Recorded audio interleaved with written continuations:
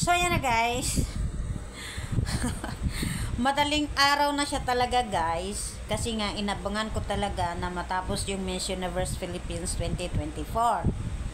So, ngayon, kampante na ako kasi napasok na sa top 20 si Alexi. Kasi si Alexi talaga yung bet ko. Siya yung manok ko. And then, after that, napasok siya sa top 10. So, ngayon, sobrang ano na talaga ako. And then, after that, ay top 5.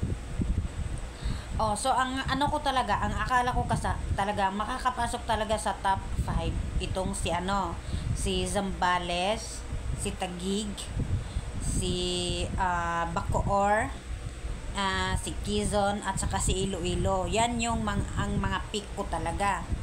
So hindi ko in-expect na papasok itong si Cainta,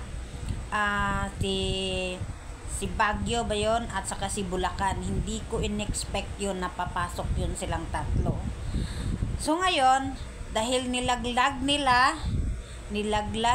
si Alexi, pinasok nila itong si Bulacan. Ang akala kasi nila hindi lalamon ng microphone. Yun pala, kinain sila ng buo-buo. Nilunok sila ng buong-buo. Ayan, deserve nyo yan. Sige, good night. Good morning na pala.